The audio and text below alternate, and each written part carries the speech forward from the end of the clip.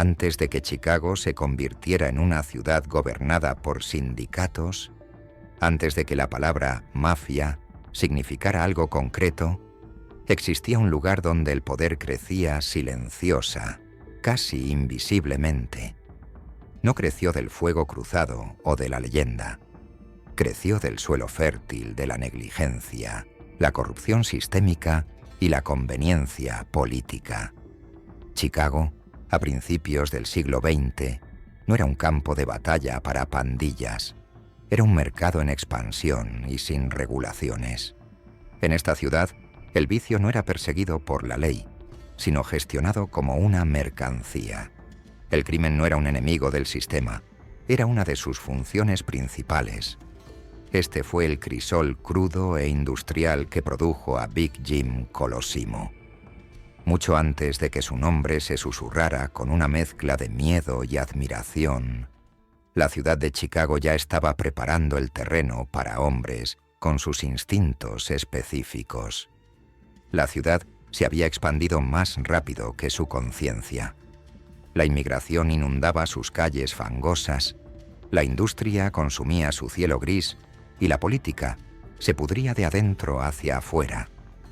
A finales del siglo XIX, la población superaba el 1.000.000, pero la policía seguía siendo escasa, mal pagada y profundamente comprometida con los jefes de distrito locales. Las leyes existían en gruesos libros de cuero, pero en la calle, la aplicación era totalmente selectiva.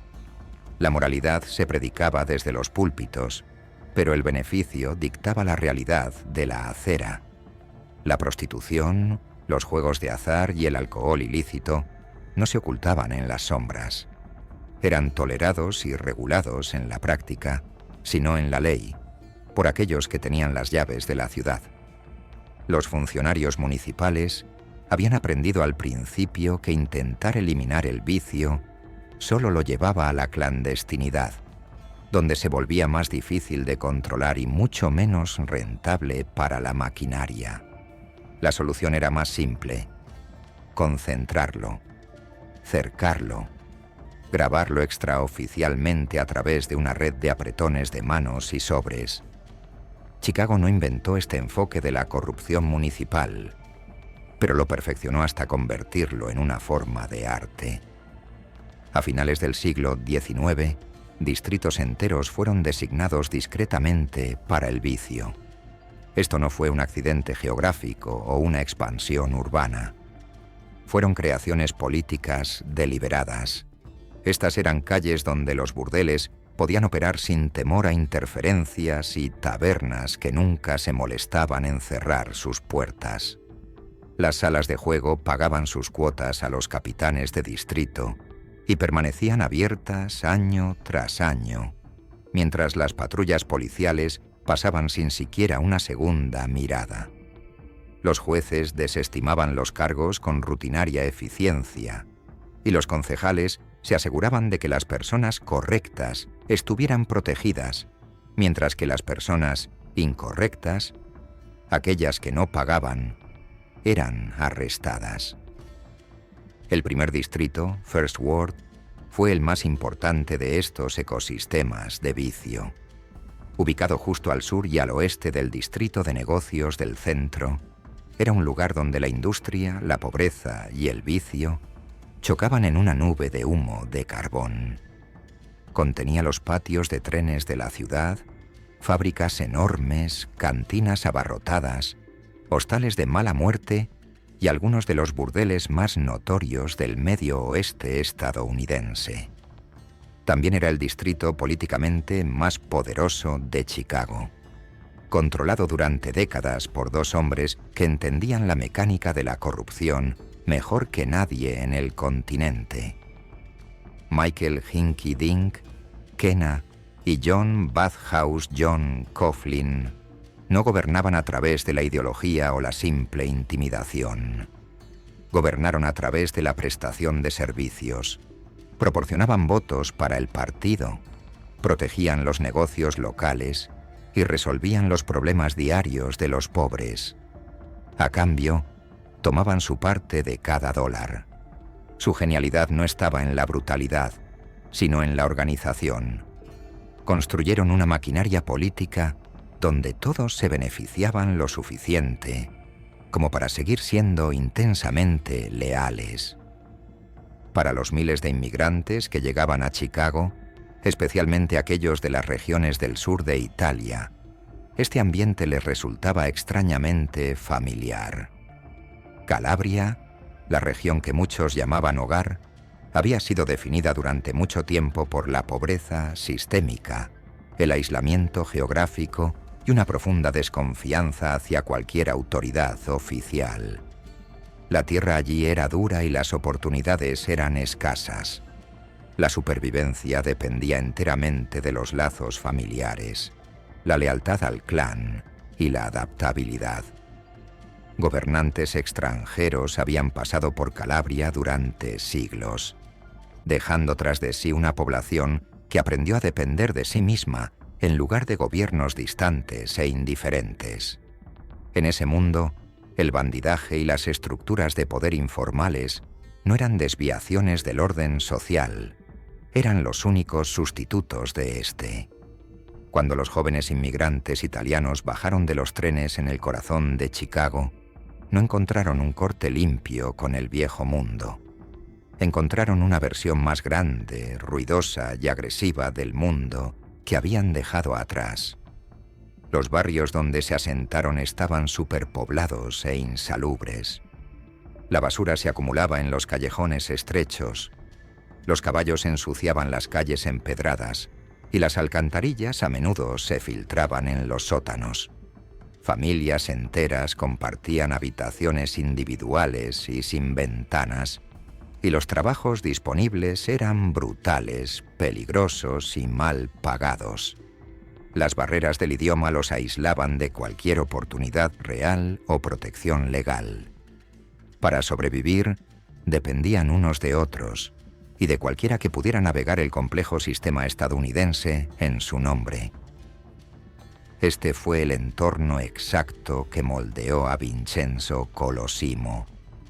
Nacido en Calabria a fines de la década de 1870, llegó a los Estados Unidos siendo un adolescente, llevando poco más que fuerza física y el instinto de un depredador para la oportunidad. Como muchos que buscaban sobrevivir en la ciudad, americanizó su nombre rápidamente. Vincenzo se convirtió en Jim. La supervivencia requería adaptación, y la identidad era una herramienta flexible. A los ojos de Jim, lo que importaba no era quién eras, sino cómo funcionabas dentro de la maquinaria. Sus primeros años en Chicago fueron anodinos y agotadores. Vendió periódicos en las esquinas antes del amanecer, lustró los zapatos de hombres de negocios y hacía recados para comerciantes locales. Hacía cualquier trabajo que lo mantuviera alimentado y alojado. Estos no fueron comienzos románticos, fueron agotadores, repetitivos y a menudo humillantes. Pero estos primeros años sirvieron a un propósito vital. En las calles, Jim aprendió inglés, aprendió los rostros del vecindario y aprendió las rutinas diarias del distrito.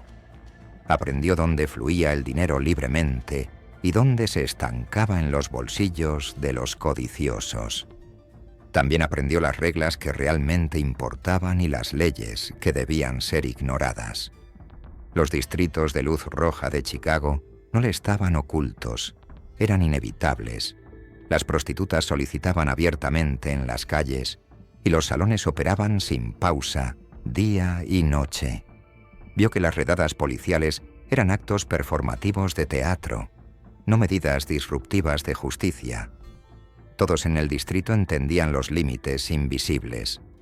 Si rompías las reglas del sistema, en lugar de la ley, seguían las consecuencias. Pero si respetabas el sistema, la protección aparecía cuando más la necesitabas. Jim notó algo importante al principio. Los hombres más poderosos de Chicago no eran los más ruidosos o los más violentos. Eran los conectores. Eran aquellos que podían hacer desaparecer un problema legal con una sola llamada telefónica. o un favor bien colocado. Eran los hombres que entendían que la política era la única moneda que nunca perdía su valor. Por un breve tiempo, Jim coqueteó con el delito menor: carterismo, pequeños timos y extorsiones menores. Pero no era nada sofisticado ni sostenible. Sin la protección de la maquinaria, estas actividades solo conducían al arresto y a problemas. Chicago no era una ciudad donde los delincuentes solitarios prosperaran por mucho tiempo. La ciudad premiaba la organización y la disciplina, no la acción individual imprudente. El punto de inflexión en la vida de Jim no llegó a través de un espectacular acto de violencia. Llegó a través del trabajo organizado. A finales de la década de 1890, Chicago comenzó una campaña masiva de saneamiento público destinada a limpiar sus calles sucias y plagadas de enfermedades. La ciudad contrató a miles de trabajadores, muchos de ellos inmigrantes italianos recientes, para barrer las vías y retirar los crecientes desechos. Eran conocidos como los White Wings, alas blancas, nombrados por los distintivos uniformes blancos que se les exigía usar. El trabajo era sucio, físicamente agotador y mal pagado, pero venía con algo mucho más valioso que un salario semanal. Venía con acceso político directo. Estos trabajos de saneamiento se distribuían a través del sistema de patrocinio. Para ser contratado necesitabas conexiones, y para mantener el trabajo necesitabas mostrar lealtad absoluta a los jefes de distrito. Jim entendió esto instintivamente. No solo barría, se organizó. Se convirtió en el portavoz de sus compañeros trabajadores italianos y medió en sus disputas con la ciudad. Les ayudó a navegar por la desalentadora burocracia municipal. A cambio, los trabajadores siguieron su ejemplo y le dieron su lealtad. Esta capacidad para dirigir a un grupo de hombres no pasó desapercibida para los jefes del primer distrito. En Chicago, los capitanes de distrito eran la columna vertebral de la maquinaria política. Eran ellos quienes registraban a los votantes, los movilizaban el día de las elecciones y aseguraban los resultados deseados para el partido. A cambio, eran recompensados con influencia e inmunidad ante la ley. Cuando Jim fue nombrado capitán de distrito asistente en el primer distrito, cruzó un umbral invisible de poder. Ya no era solo otro trabajador inmigrante luchando en el barro. Ahora era una parte reconocida del sistema. Con este nuevo rol llegó la protección. Los arrestos se volvieron improbables. Los cargos se volvieron manejables a través de los canales correctos y la interferencia policial comenzó a disminuir. Jim aprendió que en Chicago la legalidad no era un concepto fijo, era una mercancía negociable. Más importante aún, aprendió que el poder en la ciudad no requería legitimidad, requería ser constantemente útil para aquellos que estaban por encima de él. El primer distrito prosperaba con el vicio, y el vicio requería una gestión profesional para seguir siendo rentable. La prostitución no era un asunto caótico en Chicago. Era una industria altamente estructurada. Los burdeles variaban según su precio, su clientela y su reputación. Algunos satisfacían las necesidades de los hombres de clase trabajadora, mientras que otros servían a los hombres de negocios, políticos y visitantes de la ciudad con discreción de alto nivel. Los mejores operadores entendían la logística, el reclutamiento y la necesidad de protección. Evitaban el tipo de escándalos que atraían la atención de los reformadores. Jim observó toda esta mecánica con ojo frío antes de decidir participar. Cuando finalmente ingresó en la economía del vicio, lo hizo con extrema precaución.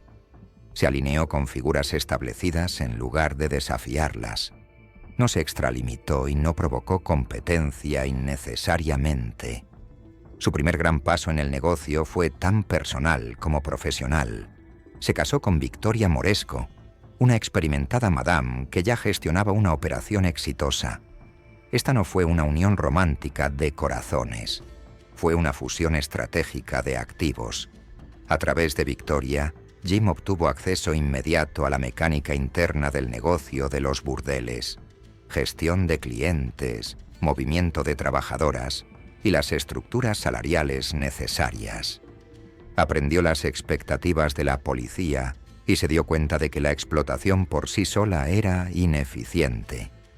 La estabilidad era lo que atraía a los clientes habituales y reducía el riesgo a largo plazo.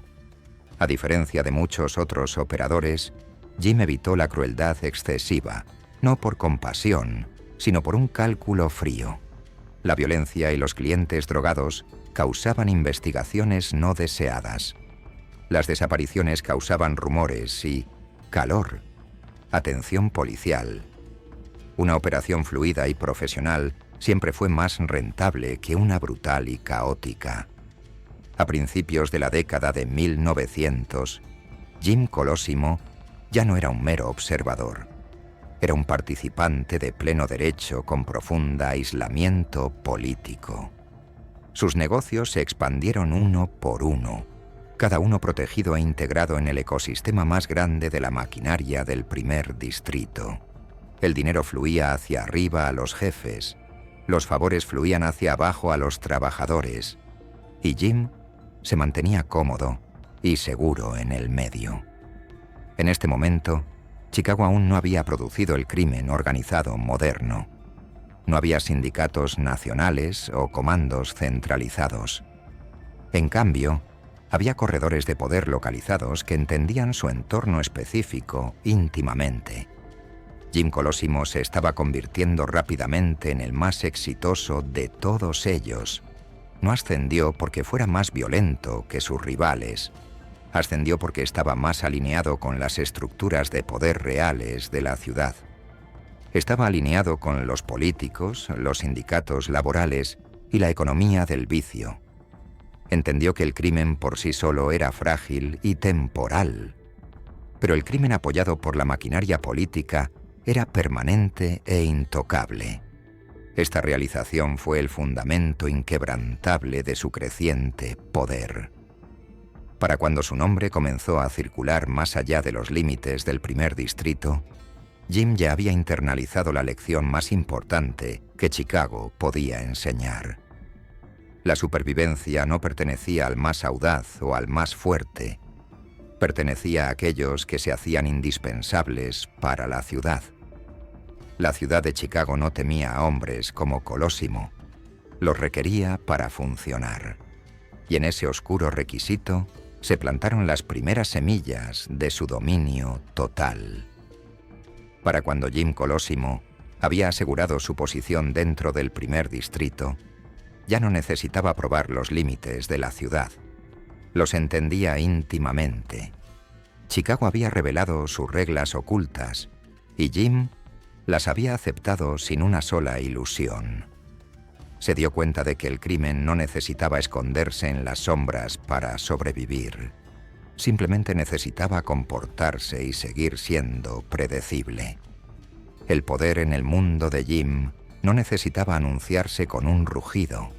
Necesitaba circular como moneda a través de cada nivel del distrito. Lo que realmente separaba a Colosimo de los miles de otros ambiciosos estafadores que trabajaban en las calles de Chicago no era su hambre. La ciudad ya estaba desbordada de hombres ambiciosos. Lo que Jim poseía era una disciplina rara y fría. No se apresuró en su ascenso, ni arriesgó su futuro en espectáculos llamativos. Construyó lenta y deliberadamente, mapeando dónde aparecía la resistencia y dónde se disolvía. El primer distrito, con su mezcla única de crudeza industrial y avaricia política, recompensó este enfoque paciente. Como capitán de distrito asistente, Jim ocupaba una posición que existía en la zona gris entre la legalidad oficial y el control a nivel de calle. Oficialmente, era un funcionario menor del Partido Demócrata. En la práctica, era un intermediario de las necesidades humanas y los favores políticos.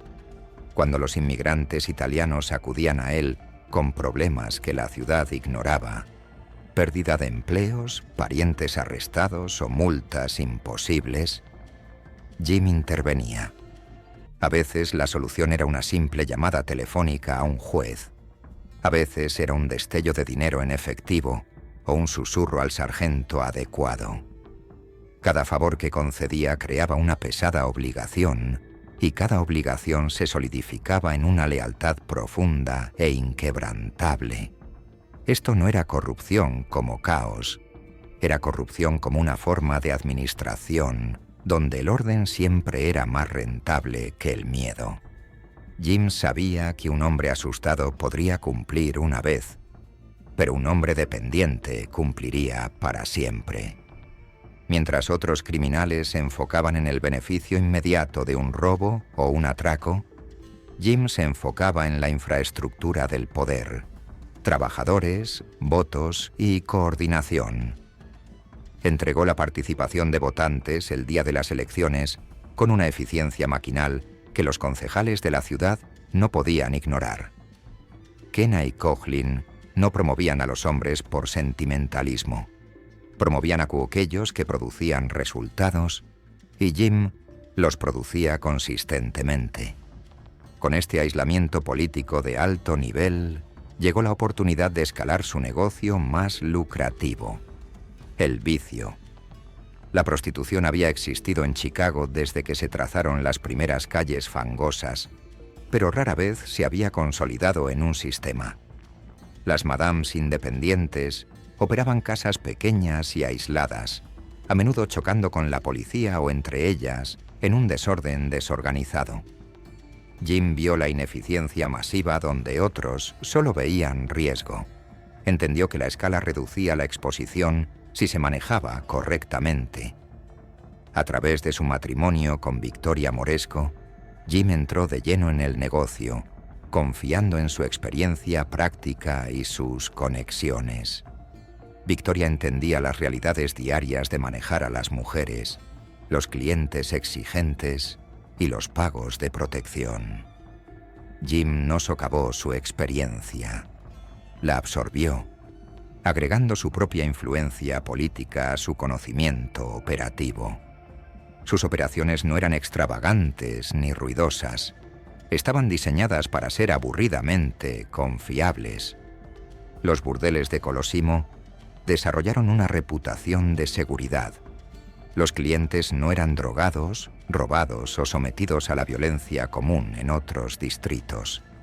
Las disputas se resolvían discretamente a puerta cerrada, y las mujeres eran rotadas para evitar el tipo de agotamiento que atraía la sospecha. En una ciudad llena de trampas y esquemas letales, Jim ofrecía la única cosa más valiosa que el pecado: la estabilidad. Esta estabilidad eventualmente atrajo a una mejor clase de clientes: hombres de negocios, políticos y visitantes adinerados con dinero para gastar y reputaciones que proteger. Estos hombres no querían aventura o peligro, querían anonimato total, y Jim lo proporcionaba por un precio. La expansión siguió naturalmente a medida que las ganancias se acumulaban. Una casa se convirtió en 2, y 2 se convirtieron en 4. Cada nueva operación se colocó cuidadosamente para no abrumar el ecosistema circundante. Jim evitó provocar a operadores rivales a menos que fuera absolutamente necesario, prefiriendo manejar los conflictos a través de intermediarios en lugar de pistoleros. La violencia atraía la atención de los periódicos, y la atención atraía la única cosa que Jim odiaba: los reformadores. Para Jim, los reformadores eran la única variable que no podía comprar o controlar fácilmente, por lo que vivió su vida para evitar su mirada. A principios de la década de 1900, las operaciones de vicio de Colosimo se habían extendido por múltiples distritos, mucho más allá de las fronteras del primer distrito. Controlaba una cartera diversa, desde casas baratas para hombres trabajadores hasta establecimientos refinados para la élite de la ciudad. Este rango lo aisló de los cambios económicos. Si un nivel del negocio se ralentizaba, otro compensaba la pérdida. El dinero fluía constantemente a sus bolsillos, y Jim comenzó a cambiar su apariencia exterior para que coincidiera con su nuevo estatus. La ropa de trabajo áspera de su juventud fue reemplazada por trajes caros hechos a medida y joyas que se volvieron imposibles de ignorar. Anillos de diamantes brillaban en sus dedos y hebillas de cinturón ornamentadas marcaban su imponente figura.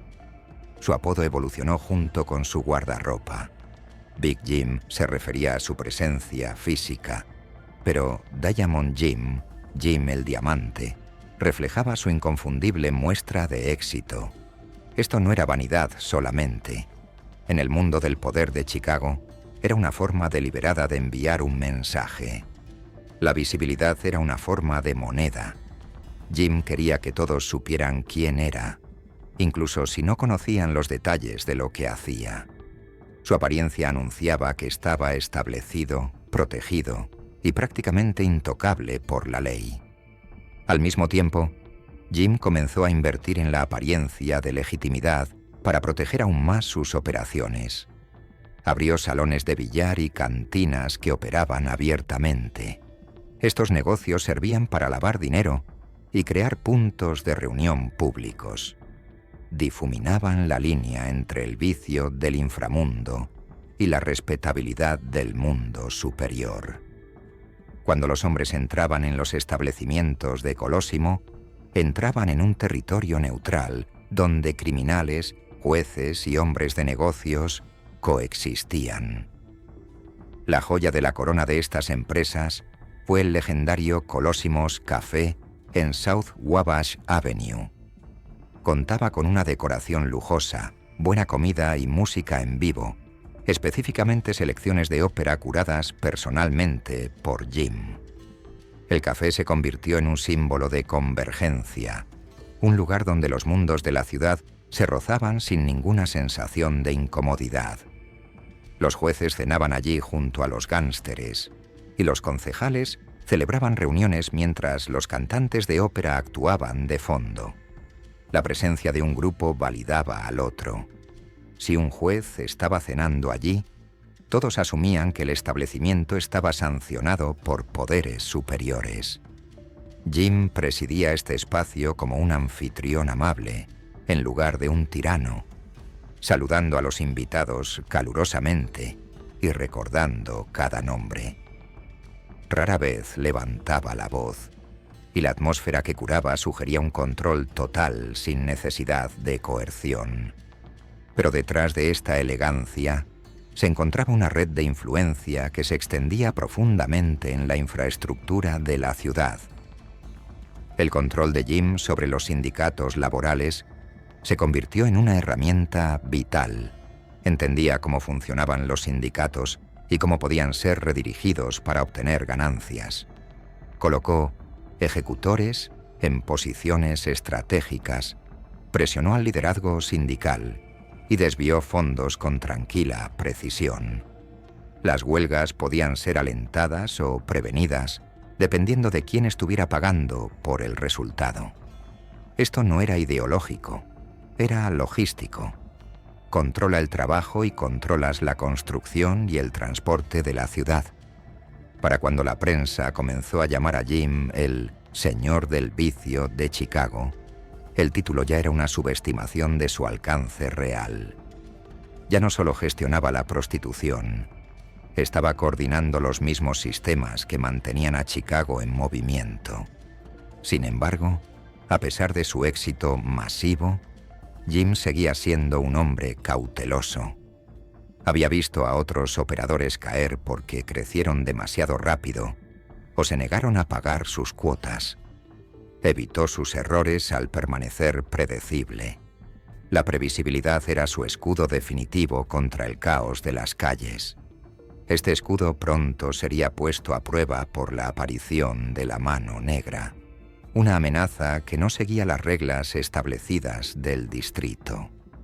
La mano negra era un método de extorsión que explotaba los miedos y las barreras del idioma de los inmigrantes italianos.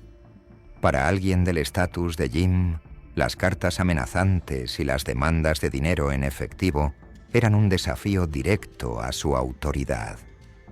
Cuando Jim recibió una amenaza, inicialmente la pagó, viéndola como un gasto comercial práctico en lugar de una causa para la guerra. Pero las demandas se intensificaron y Jim se dio cuenta de que esto no era un simple chantaje, era una amenaza a la estabilidad que había pasado décadas construyendo. En lugar de responder con una guerra callejera desordenada, Jim se acercó a un hombre con experiencia más allá de las fronteras de Chicago. Johnny Torrio había construido una reputación en Nueva York como un operador disciplinado que veía la violencia como una herramienta táctica en lugar de un impulso. Torrio llegó a Chicago como consultor, aportando una perspectiva moderna y calculadora al primer distrito. Manejó el problema de la mano negra de manera eficiente y discreta, asegurando que la extorsión se detuviera sin un solo titular. El mensaje viajó por el inframundo. Jim Colosimo ahora estaba protegido por un nuevo tipo de ejecutor. Jim estaba más que agradecido. Estaba profundamente impresionado por el enfoque clínico de Torrio en el negocio del crimen.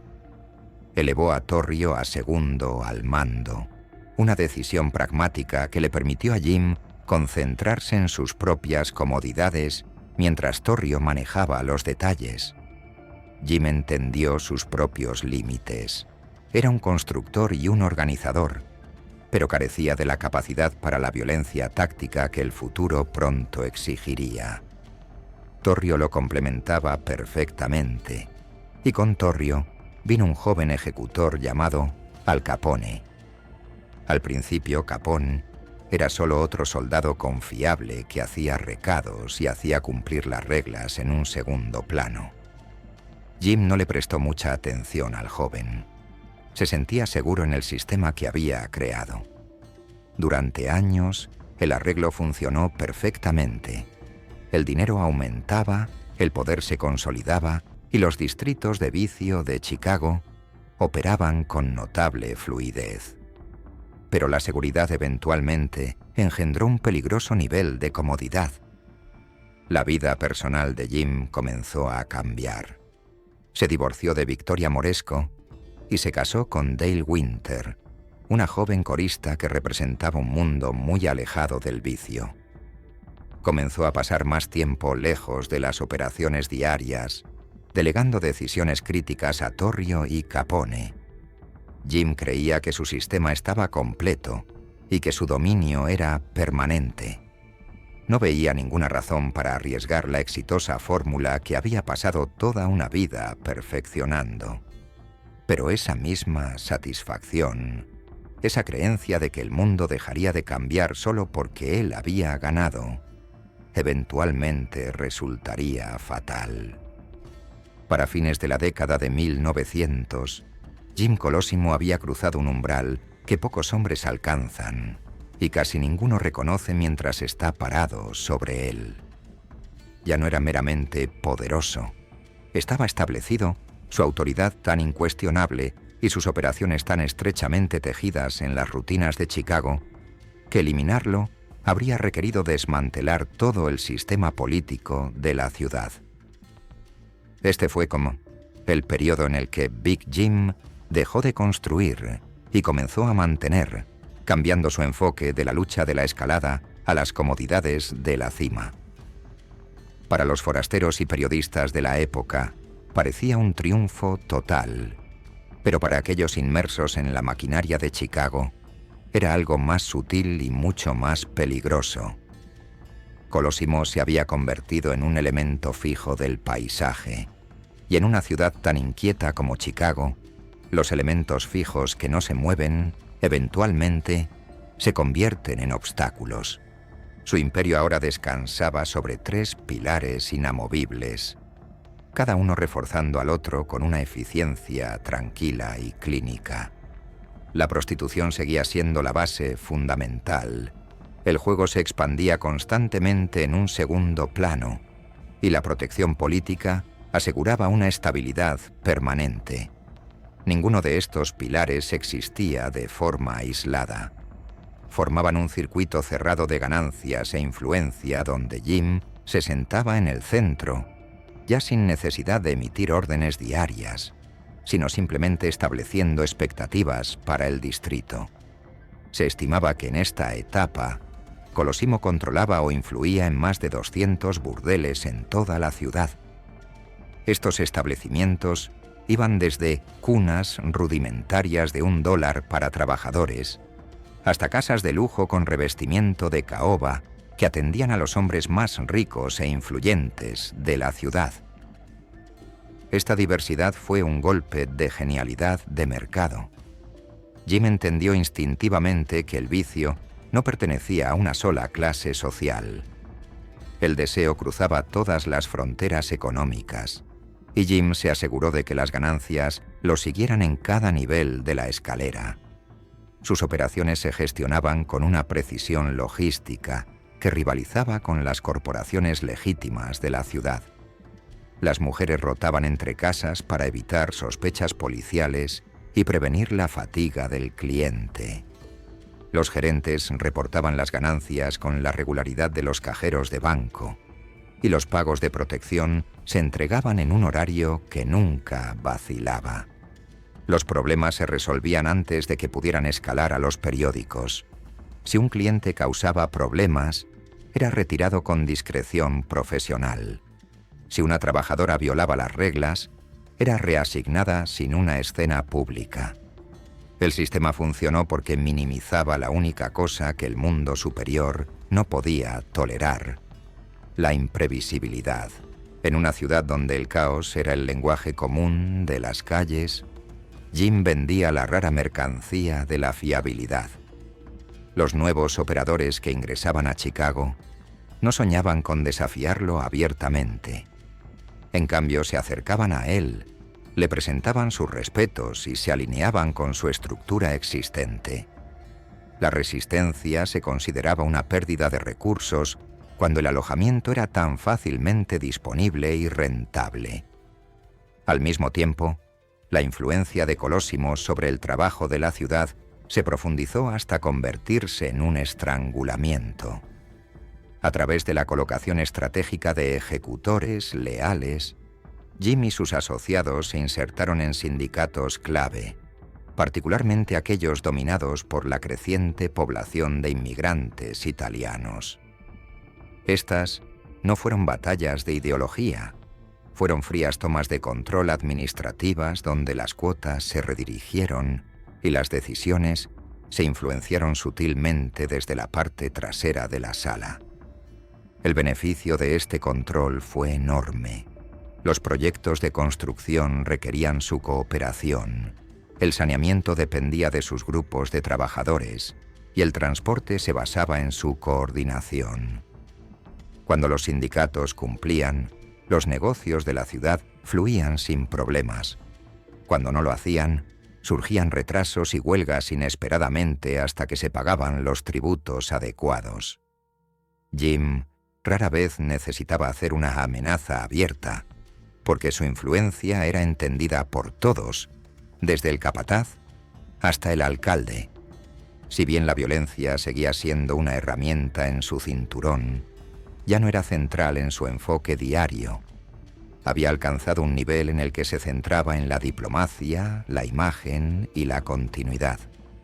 Su papel ahora se parecía más al de un ejecutivo corporativo que al de un jefe callejero, mediando disputas que podrían haber escalado a conflictos costosos y de alto perfil. Esta moderación lo distinguió de la generación más joven y volátil de criminales que ya se estaba formando a su sombra. Johnny Torrio observó a Jim de cerca durante estos años, con una mezcla de profundo respeto y preocupación profesional. Torrio era un estratega que veía el mismo sistema que Jim había construido. pero notó sus limitaciones inherentes. Era un sistema elegante, pero era estático. Se basaba en condiciones políticas que ya comenzaban a cambiar bajo el peso de la reforma nacional. Jim no vio estos cambios claramente, porque su mundo había recompensado la continuidad durante tanto tiempo que se había quedado ciego ante la posibilidad de un cambio. Colosimo's Café se convirtió en la manifestación física de esta visión estática del mundo. Para la década de 1910, era legendario, no simplemente un club nocturno, sino un escenario donde el inframundo y el mundo superior actuaban el uno para el otro. Bajo el brillo de los candelabros de cristal, el aire se llenaba de selecciones de ópera elegidas personalmente por Jim, y la clientela era curada tan cuidadosamente como la costosa decoración. Políticos cenaban abiertamente junto a conocidos corredores de apuestas, y los jueces compartían vino mientras se llevaban a cabo negociaciones comerciales en la mesa de al lado. Ser visto en Colosimo's era una señal de inclusión en un círculo que trascendía los límites insignificantes de la legalidad. Esto era poder sin secreto, y Jim se deleitaba en cada momento. Se vestía para el papel con una teatralidad que le valió su apodo de Diamante. Anillos, gemelos y cadenas de reloj brillaban bajo las luces eléctricas. Sus trajes estaban hechos a medida para enfatizar su marco masivo e imponente, y se movía por la habitación lentamente, con la confianza de un hombre que sabía que la música no se detendría hasta que se sentara. La prensa notó su presencia, pero se encontró impotente para actuar. Aunque todos sabían lo que Colosimo representaba, nadie podía aislar una sola ofensa que pudiera incriminado en un tribunal que él ya influía. Los cargos se desvanecían, los testigos perdían la memoria y las investigaciones se estancaban ante la presión política. La ciudad lo toleraba porque simplificaba el complicado negocio de la gobernanza. Bajo la vigilancia de Jim, los distritos de vicio funcionaban sin disturbios, el crimen estaba contenido en bloques específicos y las maquinarias políticas entregaban sus votos con regularidad religiosa. En un Chicago obsesionado con el crecimiento, Colosimo no era visto como un problema a resolver, sino como una solución al problema del desorden urbano. Pero esta tolerancia engendró una confianza que finalmente se convirtió en indulgencia. La vida personal de Jim se alejó aún más de la disciplina de bordes duros que había construido su imperio en primer lugar. Su matrimonio con Victoria había sido una transacción de ambición, pero su nueva relación con la corista Dale Winter era algo completamente diferente. Con ella, Jim podía pretender que ya no era un gerente del pecado, sino un patrón de la alta cultura. Gastaba pródigamente en pieles, joyas y largas noches en el teatro, y sus ausencias de las operaciones diarias del distrito se hicieron más largas y frecuentes. Las decisiones que una vez revisó personalmente fueron delegadas por completo a Torrio, y cada vez más al joven Al Capone. Esta delegación era lógica, pero creó una distancia que dejó a Jim con puntos ciegos significativos.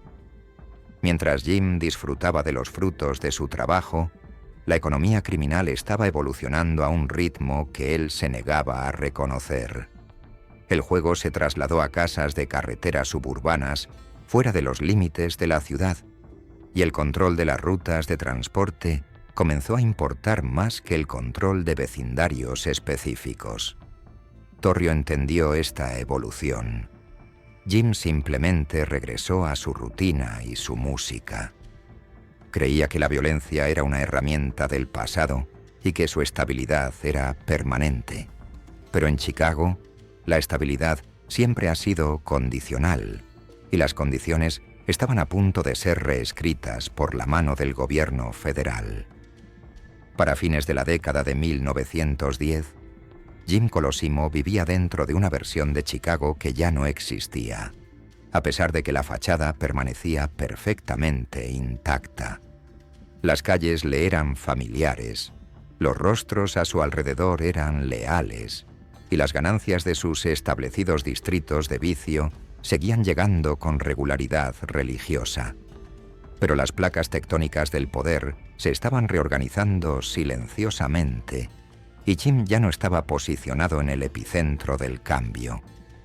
El peligro no llegó con una repentina declaración de guerra. Llegó cortésmente, en forma de conversaciones estratégicas que Jim optó por ignorar. Durante casi 2 décadas, había dominado un entorno específico donde el vicio era local, la política era municipal y la corrupción se manejaba distrito por distrito. Había construido su reino sobre las relaciones con los capitanes de distrito y los jueces locales que hablaban el mismo lenguaje informal del primer distrito. Sin embargo, lo que Jim no había logrado construir era la adaptabilidad. Johnny Torrio, el hombre que Jim había traído como consultor, se definía por ella. Torrio había entrado en este mundo como un arreglador, resolviendo problemas que requerían un alcance más allá de los límites de la ciudad de Chicago. Con el tiempo, su papel se expandió naturalmente, porque Jim confiaba en él para gestionar la crudeza mientras Jim disfrutaba del glamour. Torrio era tranquilo, deliberado y eficiente, todo lo que Jim valoraba en un lugarteniente. Pero los ojos de Torrio estaban fijos en un horizonte que Jim se negaba a ver, donde Colosimo veía un sistema perfeccionado y estancado. Torrio veía una vulnerabilidad que podría evaporarse bajo la presión del cambio nacional. El país se estaba moviendo hacia una revolución moral y legal que dejaría obsoletos los viejos caminos del primer distrito.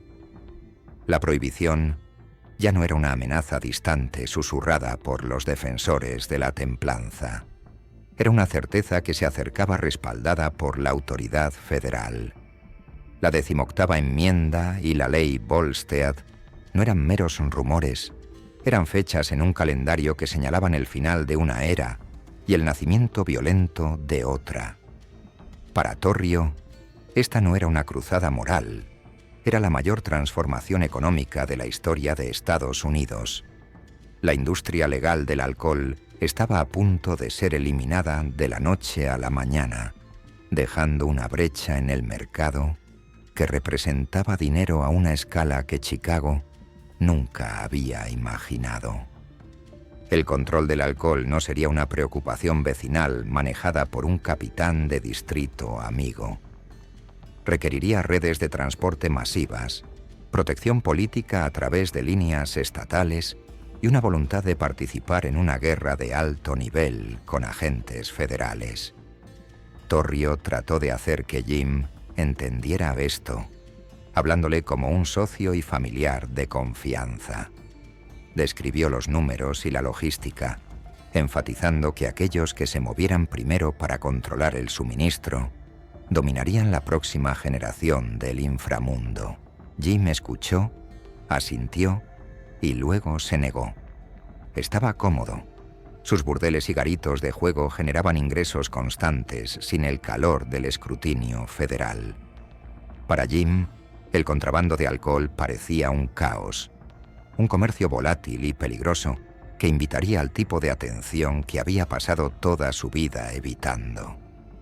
Creía que la riqueza consistía en preservar el control, no en maximizar las ganancias a costa de la estabilidad. Ya era rico más allá de lo necesario y no veía ningún beneficio en apostar su imperio establecido en un negocio nuevo y no probado. Esta división filosófica marcó el principio del fin, ya que Jim se retiró aún más a su vida personal y delegó más poder a Torrio. Esa confianza era sincera, pero cambió el centro de gravedad dentro de la organización, alejándolo del señor del vicio y acercándolo al estratega. En un segundo plano, Al Capone ya no era solo un soldado. Era un estudiante de poder que observaba qué decisiones movían la aguja y cuáles eran meramente simbólicas. A diferencia de Jim, Capone no tenía nostalgia por las viejas y tranquilas costumbres del primer distrito. El cambio no lo asustaba, lo energizaba. Torrio y Capone comenzaron a hablar el mismo lenguaje del futuro, un lenguaje que Jim Colosimo no podía entender. La atención de Jim ahora estaba casi completamente consumida por su matrimonio con Dale Winter, quien representaba una vida de juventud y simplicidad, lejos de la maquinaria del pecado.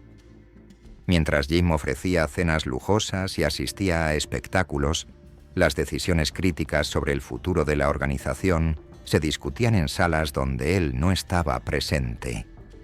Torrio no actuó abiertamente contra Jim, pero comenzó a posicionar activos y cultivar relaciones que se alineaban con la próxima era del contrabando de alcohol. La organización estaba evolucionando alrededor de su fundador, dejándolo como una figura decorativa de un mundo que se estaba desvaneciendo rápidamente. Externamente, el poder de Jim todavía parecía absoluto, pero internamente se estaba formando una pregunta. ¿Qué sucede cuando el hombre que construyó el sistema se convierte en el principal obstáculo para su crecimiento? La prohibición llegó a la medianoche del 17 de enero de 1920 y la nación cambió instantáneamente. El suministro legal de alcohol se desvaneció, pero la demanda se multiplicó, creando un vacío que se llenó con dinero y sangre. Chicago reaccionó exactamente como Torrio predijo. Bares ilegales aparecieron de la noche a la mañana, y el whisky comenzó a fluir a través de canales ocultos y lucrativos. Jim observó esto desde la seguridad de su café, pero no sintió ninguna compulsión a aprovechar la oportunidad. Creía que el caos disminuiría y que entrar en el comercio solo traería la violencia que detestaba. Torrio, sin embargo, sabía que esperar significaba perder terreno frente a las bandas irlandesas y los sindicatos judíos que ya se estaban repartiendo la ciudad. La negativa de Jim a adaptarse había puesto un techo a la organización, creando un conflicto que seguía siendo tácito, pero letal. Jim ya no era solo un líder que prefería la cautela, era una obstrucción al progreso de los hombres que había entrenado. Había construido un imperio leyendo correctamente la ciudad durante 20 años, pero ahora la ciudad hablaba un lenguaje de agentes federales y ametralladoras que ya no entendía. La situación llegó a su punto de quiebre en mayo de 1920, no a través de una gran discusión, sino a través de la rutina mundana del negocio que Jim había construido. Torrio informó a Jim que un envío de alcohol llegaría a Colosimo's Café e insistió en que Jim estuviera allí para reunirse con los contrabandistas personalmente. Jim estaba irritado, no tenía interés en los envíos de whisky y tenía planes personales con su esposa, pero confiaba en Torrio y no quería parecer despectivo con su lugarteniente más leal. Aceptó la reunión, una decisión que se sintió trivial, pero que fue, en realidad, el acto final de su reinado. Cuando Jim llegó al café, el ambiente era familiar y controlado, pero el envío nunca apareció. A medida que la confusión se extendía entre el personal y Jim se impacientaba, se preparó para dejar un mundo que ya había decidido que ya no tenía un lugar para él. La muerte de Jim Colosimo no puso fin a un imperio. En cambio, expuso la durabilidad clínica de la máquina que había pasado toda una vida construyendo. Cuando su cuerpo finalmente yacía inmóvil en el suelo de Colosimo's Café, los engranajes de la organización no se paralizaron, se ajustaron a un nuevo ritmo con una velocidad aterradora. El dinero continuó su flujo ascendente, los burdeles permanecieron abiertos para los negocios y los políticos mantuvieron su distancia calculada mientras la ciudad absorbía el shock con eficiencia profesional. Esta transición perfecta reveló la fría verdad que Jim nunca había aceptado por completo. Su poder se había vuelto institucional y las instituciones no se detienen a llorar a sus creadores. El asesinato en sí mismo fue una obra maestra de simplicidad letal, sin espectáculo público, sin tiroteo caótico y sin advertencias. Se dispararon 2 balas a corta distancia dentro del único espacio que Jim creía que era su santuario, un lugar que pensaba que era inmune a la violencia de las calles. El asesino se desvaneció en la tarde de Chicago en cuestión de momentos, mostrando un nivel de confianza que sugería que el acto había sido sancionado en los niveles más altos. En una ciudad donde la ley era negociable, esa confianza rara vez estaba fuera de lugar. La noticia del asesinato se extendió por los cuarteles de policía y los salones sindicales, pero la reacción del inframundo fue extrañamente mesurada. No estalló ninguna guerra en las calles. En cambio, la ciudad esperó en silencio para ver quién daría un paso adelante para reclamar el trono. Johnny Torrio no necesitó hacer un gran anuncio de su ascensión. A los pocos días, quedó claro que el control del primer distrito había pasado a sus manos sin que se derramara una sola gota de sangre adicional. Torrio no había tomado el poder a través de un golpe. Había heredado una funcionalidad que había estado gestionando en las sombras durante años. Esta transición fue el resultado de una larga y tranquila preparación en la que Torrio había identificado cada vulnerabilidad en el sistema estático de Jim. Respetaba la lógica de la creación de Colosimo, pero ya había extendido su alcance a los suburbios y las rutas de transporte que Jim había ignorado. Con el señor del vicio desaparecido, los planes de Torrio para un sindicato regional de alcohol pasaron instantáneamente de la teoría a la realidad. El ascenso de Al Capone fue igualmente rápido y calculado. Había sido posicionado lo suficientemente cerca del centro del poder para comprender su mecánica, pero lo suficientemente distante para evitar la sospecha de la vieja guardia. Cuando Torrio necesitó un ejecutor para llevar a cabo la agresiva expansión requerida por la prohibición, Capone fue el instrumento dispuesto y listo. El contraste entre el viejo orden y el nuevo se hizo visible casi de inmediato. Bajo Colosimo, la violencia había sido un último recurso, una herramienta contenida y estratégica utilizada solo cuando la diplomacia fallaba. Bajo la nueva dirección, la violencia se volvió instrumental. Lo que estaba en juego en el comercio nacional de alcohol era demasiado alto para la negociación educada. La era del crimen industrial había comenzado oficialmente, dejando atrás los tranquilos arreglos de principios de la década de 1900. Sin embargo, incluso mientras la ciudad se transformaba, el misterio de quién mató a Jim Colosimo se negaba a resolverse. Oficialmente, la investigación fue una obra maestra de la futilidad. Los testigos se retractaron de sus declaraciones, los archivos se extraviaron y los sospechosos fueron liberados por falta de pruebas. Muchos creían que el gatillo fue apretado por Frankie Yale, un asociado de Torrio en Nueva York que poseía la fría capacidad para un golpe tan eficiente. Otros susurraron que un joven y ambicioso Capone había llevado a cabo el hecho para despejar su propio camino hacia la cima. La verdad nunca se probó en un tribunal de justicia, pero el motivo estaba escrito en el cambiante paisaje de la propia ciudad. Jim Colosimo no fue asesinado por odio o simple codicia. Fue asesinado debido a una incompatibilidad irreconciliable. Representaba una forma localizada de poder que no podía escalar a las demandas nacionales de la prohibición. Su imperio dependía de un delicado equilibrio del viejo mundo entre el vicio y la política municipal que la ley Volstead había dejado obsoleto. El nuevo mundo recompensaba a los agresivos y a los adaptables, cualidades que Jim había cambiado por las comodidades de su café y su música de ópera. En el frío cálculo del Chicago Outfit, se había convertido en un obstáculo, y en ese mundo, los obstáculos se eliminan con precisión clínica. Las secuelas de su muerte sirvieron como una ironía final y grandiosa.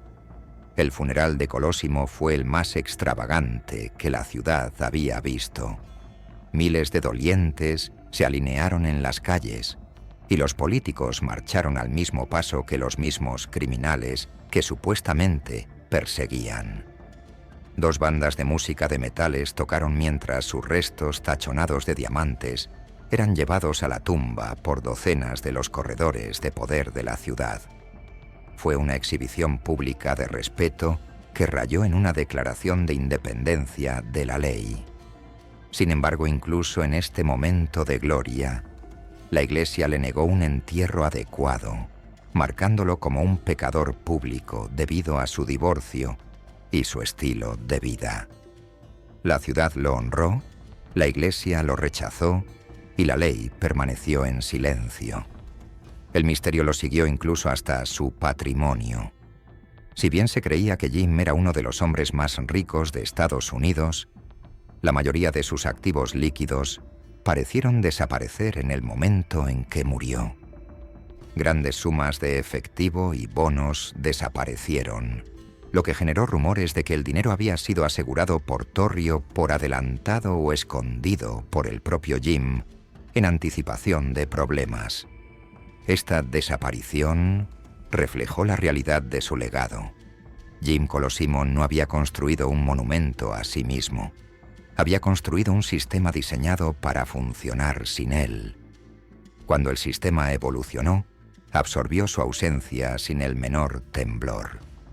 Chicago bajo Torrio y Capone se convirtió en un lugar que Jim no habría reconocido. Las ametralladoras reemplazaron el apretón de mano silencioso, y las bandas rivales libraron guerras abiertas en las calles por el control de las cervecerías. El nombre de Capone eventualmente se convertiría en sinónimo de la ciudad, eclipsando al hombre que en realidad había sentado las bases. La moderación y la discreción de la era de Colosimo fueron enterradas con él, pero nada de la infamia que siguió habría sido posible sin el plan original de Jim. Él fue quien normalizó la relación entre el criminal y el político. Fue él quien demostró que el vicio podía administrarse como un servicio público. Jim Colosimo fue el prototipo del gángster estadounidense moderno. Su ambición era práctica en lugar de grandiosa.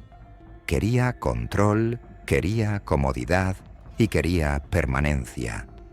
Ese deseo de permanencia fue su único defecto fatal, ya que el crimen organizado prospera solo con el movimiento y la mutación. La historia recordaría a los que fueron más violentos, pero nunca podría olvidar al primer rey del primer distrito. Tendió un puente entre el caótico inframundo de la década de 1800 y los sindicatos industriales de la década de 1920. Fue el primero en comprender que cuando el crimen se alinea con la política, se vuelve invisible. Y fue el primero en ser eliminado por el crimen de quedarse quieto en una ciudad que nunca deja de moverse.